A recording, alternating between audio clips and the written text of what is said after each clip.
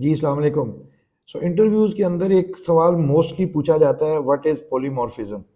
और अब आपने भी सुना होगा, पॉली का मतलब मैनी, मॉर्फिज्म इन फॉर्म्स। और अगर आप अपनी प्रोग्रामिंग के कोर्स ऊप को याद करें तो उसमें आपने शेप की मिसाल सुनी होगी या एनिमल की मिसाल सुनी होगी।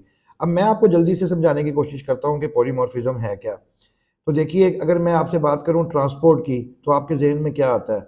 जी बिल्कुल, ट्रांसपोर्ट के लफ्ज़ से जहन में आ गया कार, साइकिल और फॉर एग्जांपल एरोप्लेन।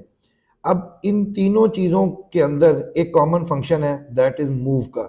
तो जो कार है वो ड्राइव है, जो साइकिल है वो राइड है, और जो एरोप्लेन है वो फ्लाई है।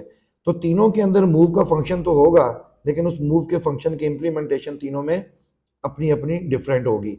लेकिन जब हम इसको कॉल करेंगे, तो फॉर एग्जांपल हमने कहा ट्रांसपोर्ट डॉट आगे मूव, तो अब कंपाइलर रन टाइम पे खुद डिसाइड करेगा कि मूव के अंदर किसका ऑब्जेक्ट पड़ा हुआ है, कार का, साइकिल का या एरोप्लेन का, और वो उसके मूव को कॉल कर देगा। तो single call, multiple implementation.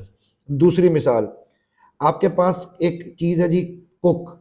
Cooking से आपके जहन में आता है जी फॉर एग्जांपल बॉयल, बिल्कुल ठीक है। इसी तरीके से फ्राई और इसी तरीके से बेक। सो फॉर एग्जांपल आपने एक फंक्शन कॉल किया डॉट कुक का। अब वो जो डॉट कुक का फंक्शन है, जो भी जिस ऑब्जेक्ट ने कॉल किया, अगर एग ने कॉल किया तो मे बी कुक जो है वो जो कॉल होगा वो बॉयल है, अगर फिश ने कॉल किया तो वो फ्राई है, और अगर पिज्जा ने कॉल किया तो वो बेक है। सो अगेन कॉल क्या होगी? Dot cook. लेकिन कंपाइलर रन टाइम पे देखेगा कि वो किस ऑब्जेक्ट से कॉल हुआ है, और वो उसकी इंप्लीमेंटेशन को उस पर कॉल कर देगा। ये दूसरी बात हो गई।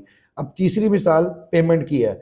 आपने कहीं पेमेंट करनी है, आप पेमेंट कैश कर सकते हैं, आप पेमेंट मोबाइल ऐप से कर सकते हैं, आप पेमेंट क्रेडिट कार्ड से कर सकते हैं।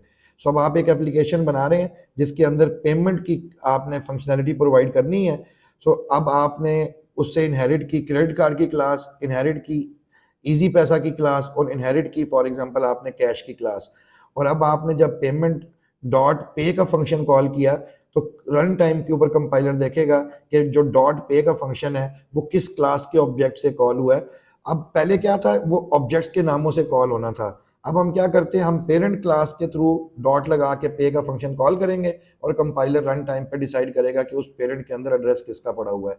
इसको कहते हैं डायनामिक बाइंडिंग, और ये कॉन्सेप्ट कहलाता है polymorphism. Hope you get the answer.